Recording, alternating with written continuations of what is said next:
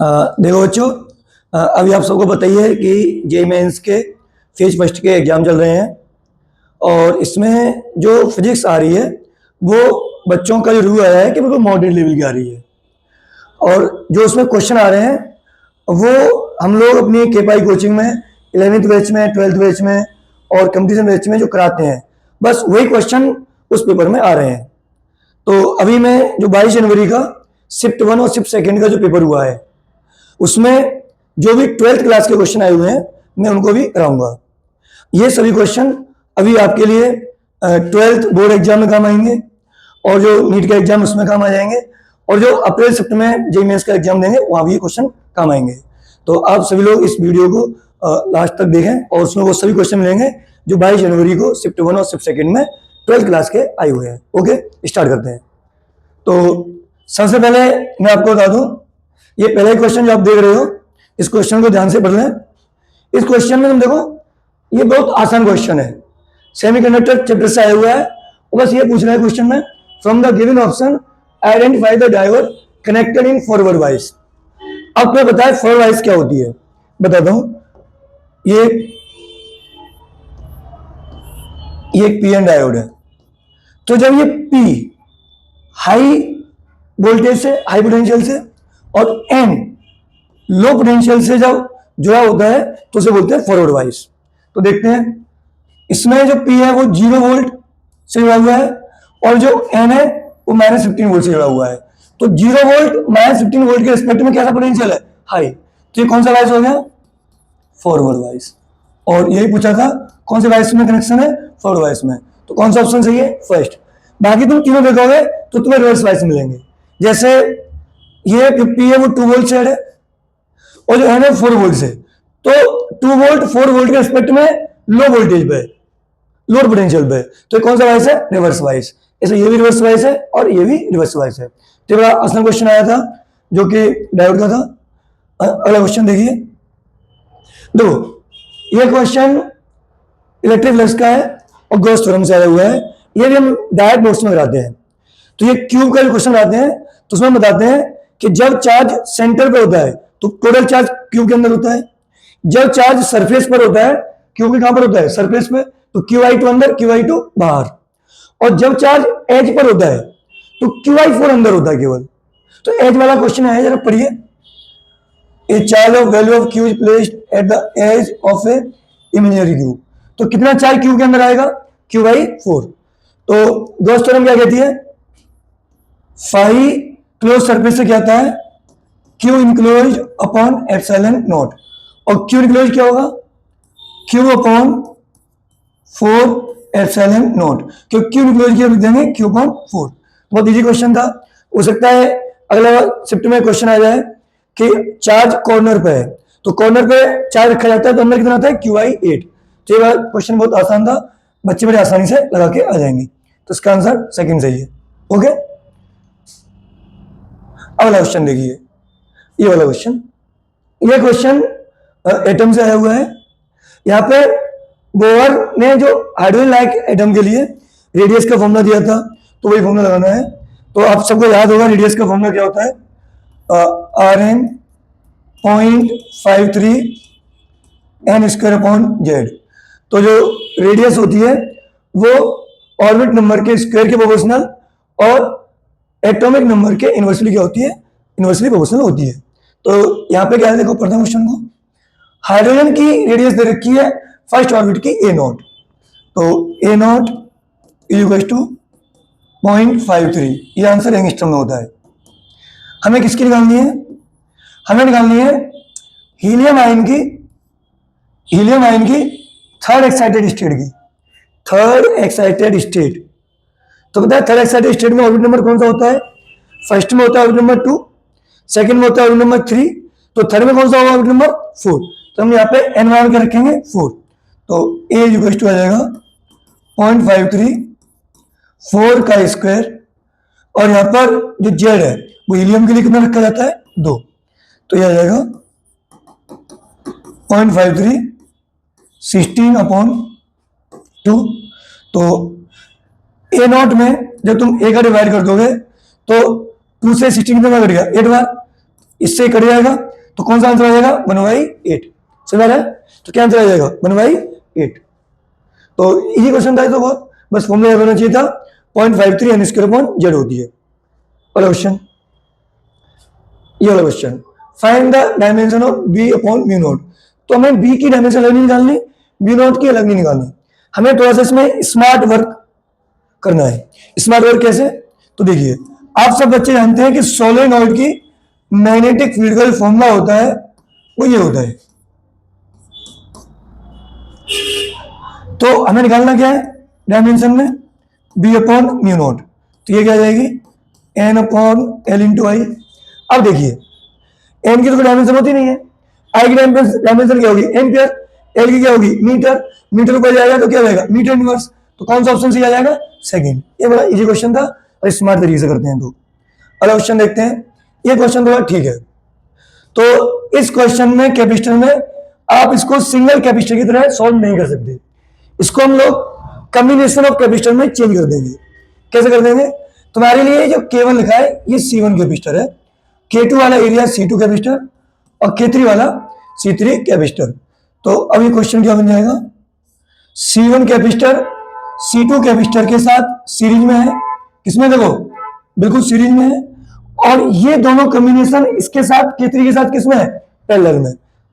ये C3 हमारा parallel में है, C2 C3। अब हमें इसका इक्विवेलेंट कैपेसिटेंस निकालना है। अगर ये क्वेश्चन आता तो मेरे आराम से कर लेते हैं। तुम कहते सर ये तो सीरीज में है, तो पहले इनका सीरीज निकाल दो। तो सीरीज क्या जाएगा? C equivalent dash C1 C2 upon C1 plus C2। अब ये पूरा कॉम्बिनेशन इसके साथ किसमें है? पैरेलल में। तो सी इक्विवेलेंट आ जाएगा C3 plus C1 C2 C1 plus C2। अब यहां देखिए, अब हमें कुछ नहीं करना, C1 C2 और C3 की वैल्यू पुट कर देनी है और पुट कर देने के बाद हमारा आंसर आ जाएगा। तो C1 की वैल्यू क्या होगी? इधर गौर से देखना। C1 की वैल्यू होगी K epsilon not A upon D। और यहाँ पे K क्या हो जाएगा? K1 epsilon not. इसका एरिया कितना है? पूरा एरिया A, तो ये एरिया कितना हो जा? जरा गौर से देखो, ये एरिया कितना हो जा? A/2, A/2। और इसकी विड्थ कितनी है? D/2। 2 से 2 कैंसिल, तो क्या आ गया? K1 epsilon not A upon D। ऐसे C2 आ जाएगा सेम, K2 आ जाएगा, K1 आ गया, यहाँ पर क्या आ जाएगा? K2। ऐसे बोल लो क्या निकाल लेंगे? C3। तो C3 निकाल लीजिए, K3 एप्सिलॉन नॉट A तो आप ही है, बट D पूरा लगेगा, तो C3 आ जाएगा K3 epsilon not A upon 2D।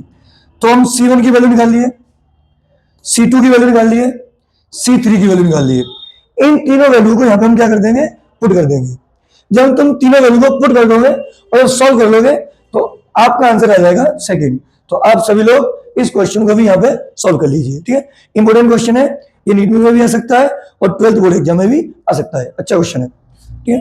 अगला क्वेश्चन, ये भी क्वेश्चन बहुत अच्छा है, तो इस क्वेश्चन पढ़ते हैं। एक capacitor charge by battery to charge Q1, now the battery is disconnected and the electric slab of the electric constant K is inserted between the gaps of plates, now the charge on capacitor is Q2। तो जरा देखिए ये situation कौन सी है?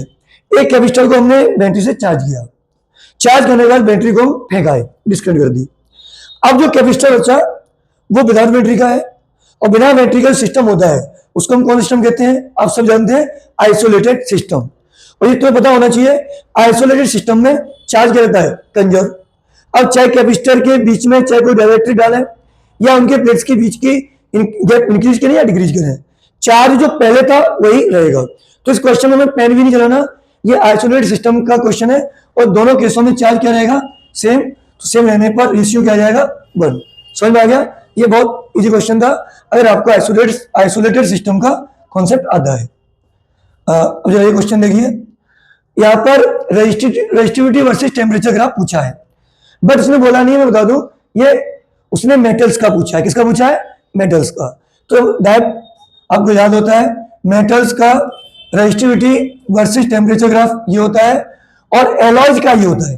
But metals का पूछा conductor का, तो हम ये लगा के आएंगे ऑप्शन नंबर फर्स्ट। ठीक है, ये मेमोरी बेस्ड क्वेश्चन है तो वहां पे लिखा होगा कि मेटल्स के लिए। ठीक है, तो ये वाला फर्स्ट ऑप्शन सही हो जाएगा। अगर एलॉयज का पूछता तो फोर्थ लगा के आएंगे। ठीक, अब जरा देखिए, ये बाईडीएससी तुम्हारा इंटरफेरेंस क्वेश्चन है। In whole YDSE apparatus is immersed in a liquid of refractive index mu, then what is the effect on fringe width? तो मैं एक बात बताऊं, जो बाईडीएससी होता है उसमें जो फ्रिंज विड्थ आती है उसका फॉर्मूला क्या होता है, तुम सब लोगों को पता होना चाहिए। लैम्डा बड़ी डी अपॉन स्मॉल डी। तो जो फ्रिंज विड्थ होती है वो वेवलेंथ के प्रोपोर्शनल होती है। तो मैंने बताया था, क्लास में बताया है, आपको पता ही होगा कि जैसे बाईडीएससी एक्सपेरिमेंट को हम वाटर में जाके करें तो फ्रिंज विड्थ क्या हो जाती थी, डिक्रीज। उसका रीजन बताया था मैंने, क्योंकि वाटर में जाते ही वेवलेंथ क्या हो जाएगी, डिक्रीज हो जाएगी, क्योंकि वैक्यूम से या एयर से हम किसमें गए हैं, वाटर में। तो वाटर का रिफ्रैक्टिव इंडेक्स वैक्यूम एयर से ज्यादा होता है, तो ज्यादा होने की वजह से वेवलेंथ क्या हो जाती है, डिक्रीज हो जाती है। ऐसे ही यहाँ पर भी हम लोग एक रिफ्रैक्टिव इंडेक्स में गए हैं तो वेवलेंथ क्या हो जाएगी, डिक्रीज। और ये इसने पूछा है कि वेवलेंथ डिक्रीज होने से फ्रिंज विड्थ क्या हो जाएगी, डिक्रीज। तो कौन सा ऑप्शन सही है इसमें, सेकंड वाला। ये भी इजी क्वेश्चन था, आप लोग कर सकते थे। ये सर्किट से क्वेश्चन है, बेसिक सा क्वेश्चन है और ये क्वेश्चन आते रहते हैं। The current from the battery जो आएगा ये हमें निकालना है आई, बट इसने बोल रखा है ये जो रियोस्टेट है मिड पॉइंट पर है, तो मिड पॉइंट की फीलिंग लो, हाफ रेजिस्टेंस इधर होगा और हाफ रेजिस्टेंस इधर होगा, तो 0.5 इस साइड होगा, 0.5 इस साइड होगा। अब जरा देखिए 0.5 ओम और 2 ओम ये किसमें दिख रहा है तुम्हें, पैरेलल में। तो हम पैरेलल में इसका क्या निकाल लेंगे, इक्विवेलेंट रेजिस्टेंस निकाल लेंगे। 0.5 इंटू 2 प्लस 0.5 सॉल्व कर लेंगे, 0.4 1.0 2.5 डिवाइड मार दो 0.4 आ जाएगा। 0.4 और 0.5 किसमें, सीरीज में, तो आर इक्विवेलेंट क्या आ जाएगा, 0.4 प्लस 0.5 0.9 ओम। और तो आई निकाल ही सकते हो, आई बराबर क्या होगा, वी अपॉन आर, तो 0.9 अपॉन 0.9 सॉल्व कर लोगे तो कितना आ जाएगा, 1 एम्पियर।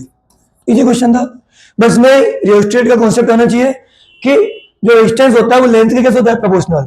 आर इक्वल टू क्या होता है, रो एल अपॉन ए, तो लेंथ के कैसे होता है, बिल्कुल प्रोपोर्शनल। कर लोगे क्वेश्चन, इजी क्वेश्चन था। अगला क्वेश्चन, ये क्वेश्चन थोड़ा ठीक था। यहाँ पर क्वेश्चन में तुम्हें इस पूरे कॉम्बिनेशन की पावर निकालनी है। तो तुम जानते हो कि अगर लेंस कॉम्बिनेशन में रखे हुए हैं तो इक्विवेलेंट पावर क्या होती है, P1 plus P2 plus P3।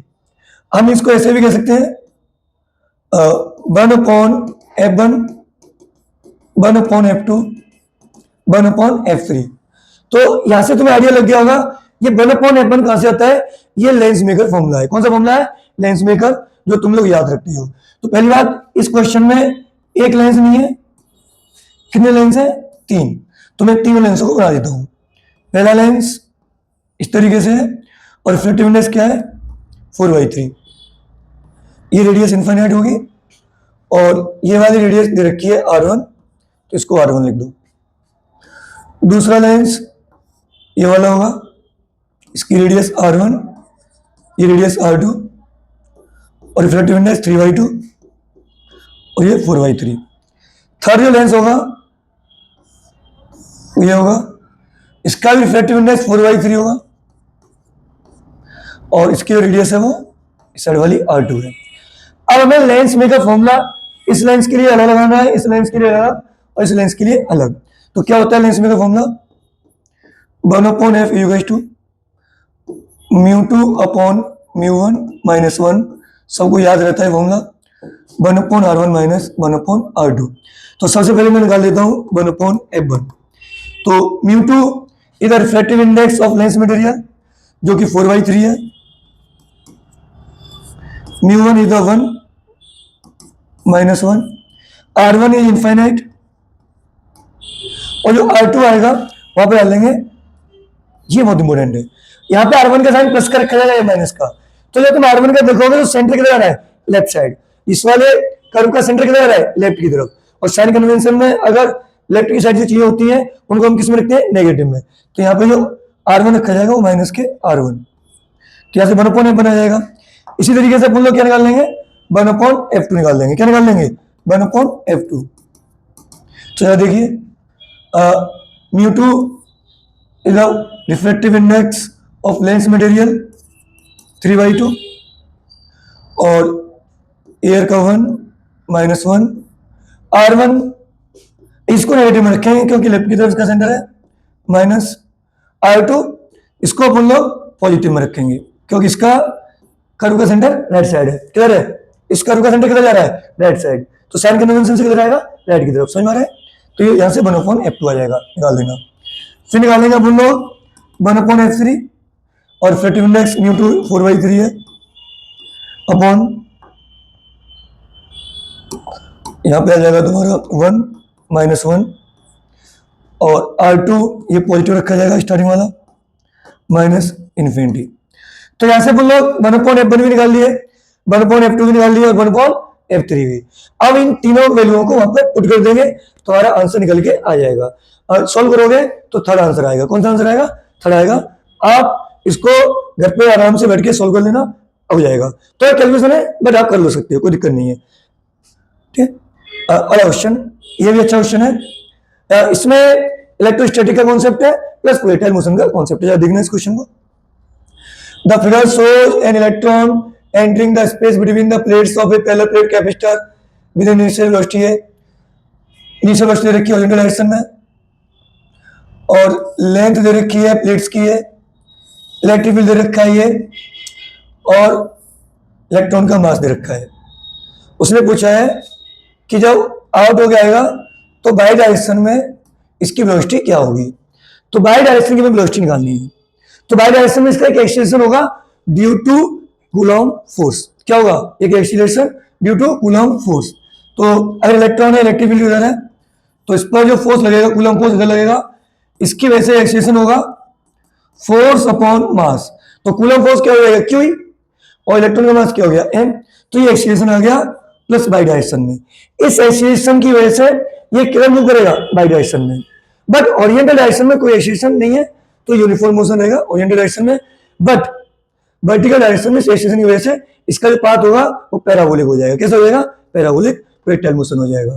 तो अपन लोग जानते हैं v बराबर क्या होता है? u plus AT। तो हमें बाई डायरेक्शन में निकालना है। बाई डायरेक्शन में वेलोसिटी कुछ है ही नहीं, सारी ओरिएंटल डायरेक्शन में वेलोसिटी है x में। एक ये निकाल देंगे q अपॉन m। टाइम निकालेंगे अपन लोग x डायरेक्शन से, क्योंकि जो टाइम x में लगेगा वही किस में लगेगा? बाई में। तो टाइम आ जाएगा x डायरेक्शन में डिस्टेंस कितनी हो जाएगी? 10 सेंटीमीटर, उसे मीटर में जरूर कन्वर्ट कर लेना। और वेलोसिटी दे रखी कितनी? 10⁻6 मीटर पर सेकेंड। इस टाइम को क्या करोगे? तुम यहां पर पुट कर दोगे।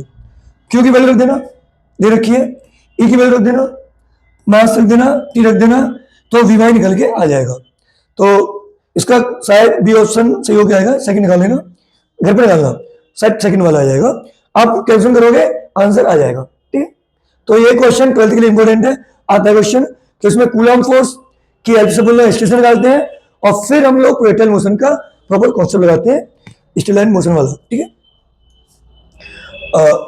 ये क्वेश्चन लेंस कटिंग का है, इजी क्वेश्चन है। अगर किसी पेपर में मेमोरी बेस्ड में यहाँ पर फोकस पूछी गई है, किसी मेमोरी बेस्ड पेपर में यहाँ पर पावर पूछी गई हो सकता है दोनों क्वेश्चन हो या कोई में से कोई एक क्वेश्चन हो, बट कॉन्सेप्ट दोनों में सेम लगेगा।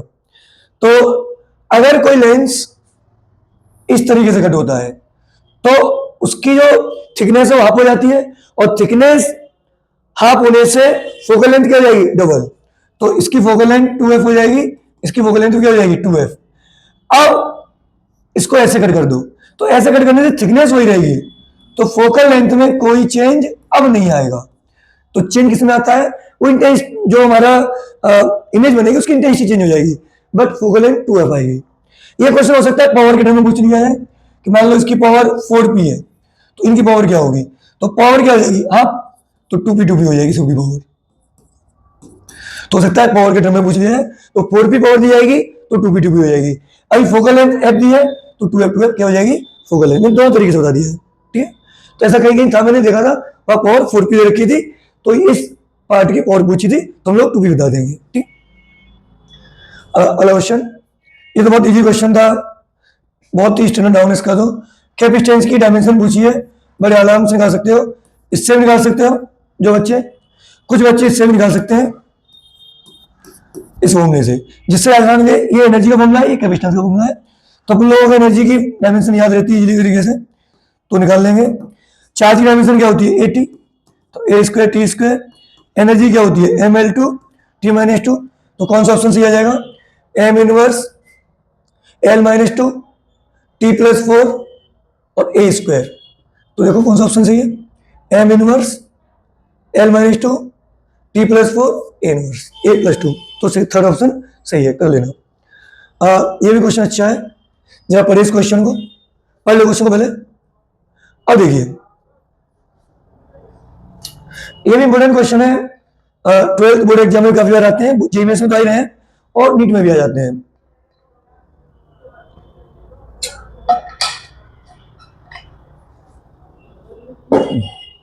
अब देखिए, a proton is moving with uniform velocity, proton की वेलोसिटी दे रखी है v equals to 2 × 10⁸ metre per second.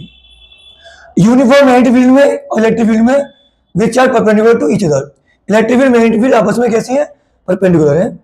If electric field is switch off, जब इलेक्ट्रिक फील्ड रहेगा ही नहीं तो सिर्फ क्या बचेगी, मैग्नेटिक फील्ड। और मैग्नेटिक फील्ड में अगर कोई चार्ज पार्टिकल परपेंडिकुलर एंट्री मारता है तो उसका पाथ कैसा होता है, सर्कुलर।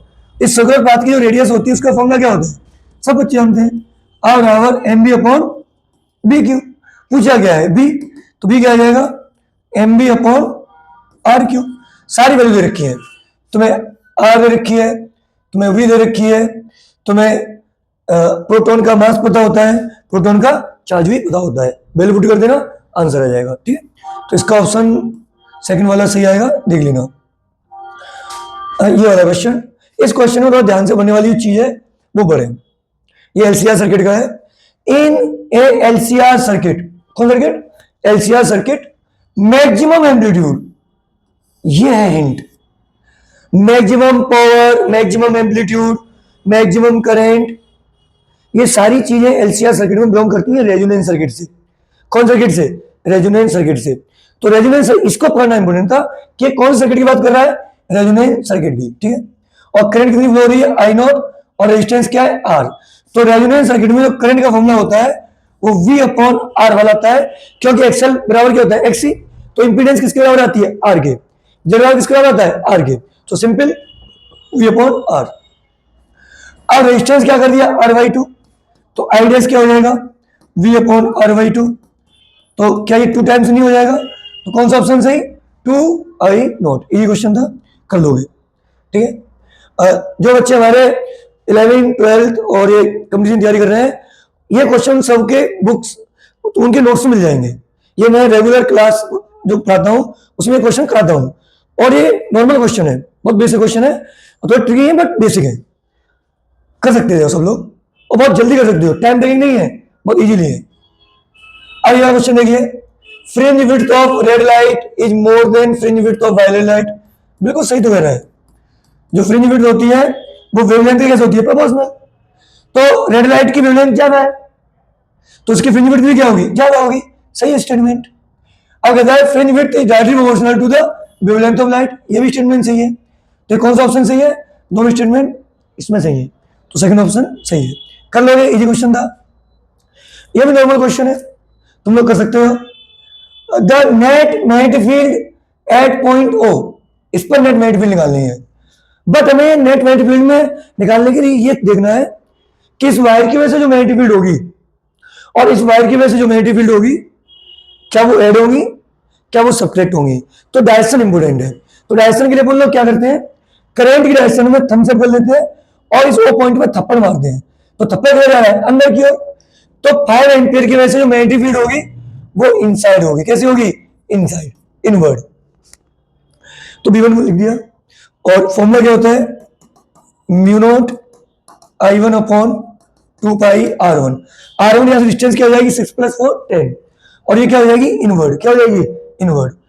अब निकाल लो B2। अब B2 डायरेक्शन क्या होगी, थंब को सेट करो करंट डायरेक्शन में, और जब थप्पड़ यहां से इन होगा तो साइड से कैसे हो जाएगा, आउट हो जाएगा, देखो बाहरी तरफ आएगा।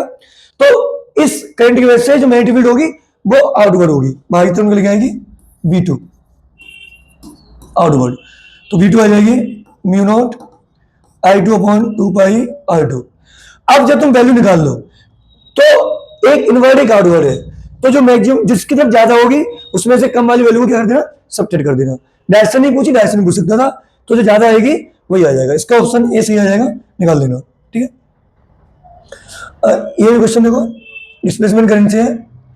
Displacement current in capacitor of area 16 centimetre square is 6 ampere at an instant, find the displacement current, इस एरिया को निकालनी है। तो पहले डिस्प्लेसमेंट करंट का तुम्हें फॉर्मूला याद होना ही चाहिए, तो मुझे लगता है ये फॉर्मूला था d phi E upon d t. Phi E is the electric flux, phi क्या होता है, इलेक्ट्रिक फ्लक्स, और फाई को लिखते हैं बी ए, सॉरी ई ए, electric field into area.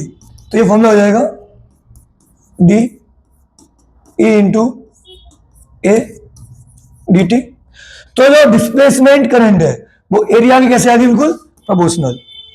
Area कैसे आ गई, प्रोपोर्शनल। अब बड़े आराम से हो जाएगा ID2 upon ID1 equals to A2 upon A1।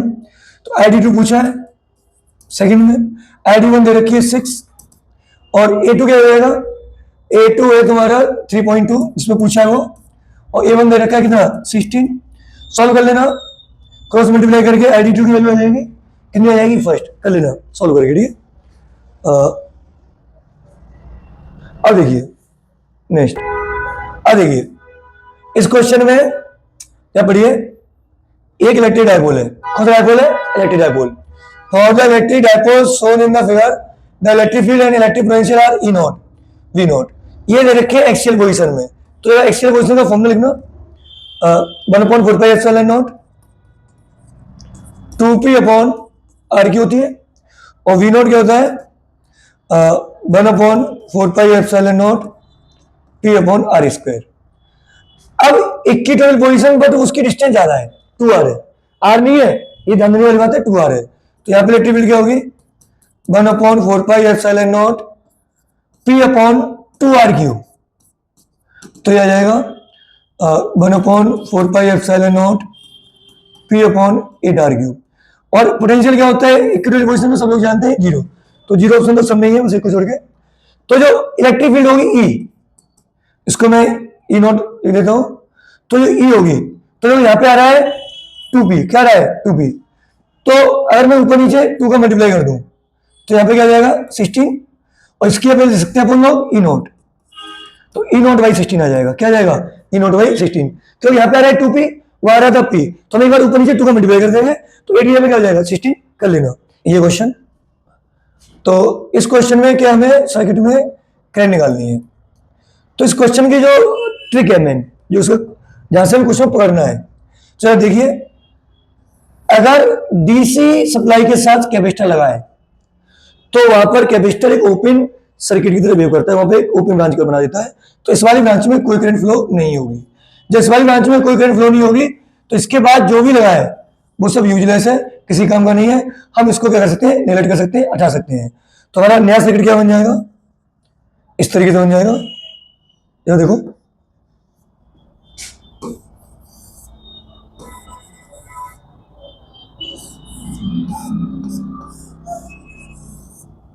तो ये बी वोल्ट, ये आ गया आर, ये आ गया आर आर आर आर और आर।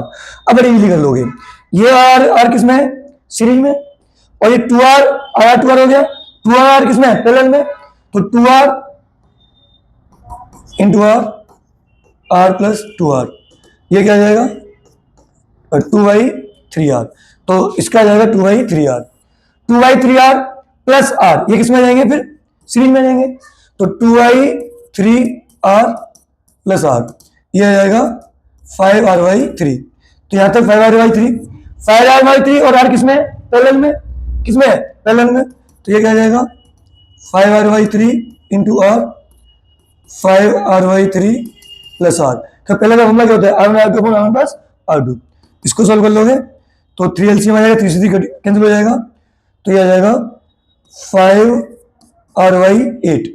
अब 5r/8 और r किसमें है, सीरीज में, देखो, तो ये r आ जाएगा तो ये आ जाएगा 13R/8। तो ये आ गया आर इक्विवेलेंट। और आर इक्विवेलेंट आ गया तो आई आर आ जाएगा V अपॉन आर इक्विवेलेंट। तो कौन सा ऑप्शन दिया जाएगा ये, क्योंकि V अपॉन 13R/8, 8 ऊपर चला जाएगा, थर्ड ऑप्शन सही आ जाएगा। तो ऐसे क्वेश्चन काफी जेईई में पूछे जा रहे हैं, जिसमें डीसी सर्किट में तुम्हारा कैपेसिटर लगा होता है, और कुछ शिफ्टों में आए क्वेश्चन आए हुए हैं जहां डीसी सर्किट में इंडक्टर लगा हुआ है, तो वहां इंडक्टर एक शॉर्ट सर्किट का काम करता है, एक रेजिस्टेंस 0 का वैल्यू लगा देते हैं उसकी जगह पर, तो वो भी क्वेश्चन आगे आ रहे हैं, अगली शिफ्टों में आए हुए हैं। ये भी एक बहुत जबरदस्त क्वेश्चन है, यह पढ़िए। इसमें ये मोशनल इमेज से आया हुआ क्वेश्चन है, पढ़ो। A conducting circular ring is moving with constant velocity. अगर ये रिंग इस मैग्नेटिक फील्ड में एंटर मारती है विद कांस्टेंट वेलोसिटी, तो इसका क्या होगा, मैग्नेटिक फ्लक्स चेंज होगा। क्या चेंज होगा, मैग्नेटिक फ्लक्स चेंज होगा। इस मैग्नेटिक फ्लक्स चेंज होने की वजह से एक इंड्यूस्ड ईएमएफ जनरेट होगा। तो यह देखिए, स्टार्ट में जब ये एंटर मारेगी तो rate of change of magnetic flux increase मारेगा। क्या मारेगा, इंक्रीज। क्यों, क्योंकि ये जो एरिया वो इंक्रीज मारता जाएगा। उसके बाद एरिया क्या होता है, rate of change of increase area क्या हो जाएगा, डिक्रीज। तो पहले मैग्नेटिक फ्लक्स क्या होगा, मैग्नेटिक फ्लक्स का जो एरिया है उसकी रेट बढ़ेगी, एरिया चेंज क्या बढ़ेगी, रेट बढ़ने से इंड्यूस्ड ईएमएफ क्या होगा, ग्रेजुअली इंक्रीज मारेगा। तो इसका जो ग्राफ है पहले इंक्रीज मारेगा, और फिर जब ये इसमें अंदर जाने लगेगी इसके बाद तो फिर इंड्यूस्ड ईएमएफ क्या मारेगा, डिक्रीज मारेगा। और जब ये पूरी की पूरी एंटर कर जाएगी तो उसके बाद क्या हो जाएगा, 0, क्योंकि अब कोई मैग्नेटिक फ्लक्स में चेंज नहीं होगा। जब ये बाहर निकलेगी तो सेम इसका क्या हो जाएगा, रिवर्स हो जाएगा। तो ये वाला ग्राफ सही है। अब तुम कहोगे सर ऐसा ग्राफ इसमें भी है, सेम इसमें भी है, बाकी में तो नहीं है। ये क्यों नहीं है, क्योंकि इसमें जो इंड्यूस्ड ईएमएफ आता है वो जब तुम निकालोगे तो वो आती है तुम्हारी इलिप्स की इक्वेशन। किसकी इक्वेशन आती है, इलिप्स की, और वो आती है b/√r² - x²। चेक कर लेना, ये आती है शायद, ठीक है। तो ये जो इलिप्स की इक्वेशन है वो वहां से प्रूव होता है कि इसका ग्राफ कौन सा सही है, 1। तो कभी कभी क्या होता है कि इस क्वेश्चन के पर अपने जेईई मेंस में और बोर्ड में भी इसको न लाके वो एक रेक्टेंगल लेके आते हैं। क्या लेके आते हैं, रेक्टेंगल, और यूनिफॉर्म वेलोसिटी से लेके आते हैं। तो इसमें क्या होता है, इसमें जो एरिया चेंज होता है उसकी रेट कांस्टेंट होती है। इस वजह से जो इंड्यूस्ड ईएमएफ का जो ग्राफ बनता है मोशन ईएमएफ का, वो बिल्कुल कांस्टेंट बनेगा। कैसा बनेगा, कांस्टेंट, फिर 0 हो जाएगा, फिर इस तरीके से। अगर दिस साइड लेंगे तो पहले नेगेटिव बनेगा फिर पॉजिटिव। अगर मैग्नीट्यूड लेंगे सिर्फ तो पहले ऊपर फिर नीचे। ये मैंने सिर्फ मैग्नीट्यूड लिया है इंड्यूस्ड ईएमएफ का। तो अगर रेक्टेंगुलर कॉइल है तो उसका यूनिफॉर्म वेलोसिटी जाए तो उसका इंड्यूस्ड ईएमएफ का ग्राफ आए टाइम के साथ, तो इस तरीके से बना देना, ठीक है। तो ये सारे क्वेश्चन जो 22 जनवरी को दोनों शिफ्टों में 12th क्लास से आए हुए हैं वो मैंने करा दिए हैं। आई होप ये सारे क्वेश्चन आपको अच्छे समझ में आए होंगे। आप सब इनकी प्रैक्टिस करना, ये इंपोर्टेंट क्वेश्चन है। और बाकी अगली डेट के क्वेश्चन जैसे 23 जनवरी के दोनों शिफ्टों के क्वेश्चन 12th के, उन्हें भी कराएंगे। इसी तरीके के 22 जनवरी के जो 11th पार्ट के क्वेश्चन आए हुए हैं उनकी भी हम अलग से वीडियो बनाएंगे। आप लोग इन वीडियो को देखना, इससे आपको बहुत कुछ सीखने को मिलेगा और एक पैटर्न पता लग जाएगा कि जेईई मेंस में किस तरीके के क्वेश्चन आ रहे हैं। और ये क्वेश्चन नीट में भी रिपीट हो जाते हैं, और आजकल तो 12th बोर्ड में भी जेईई मेंस से क्वेश्चन एमसीक्यू उठा के डाल देते हैं सीधे। तो इंपोर्टेंट क्वेश्चन है। Okay, thank you.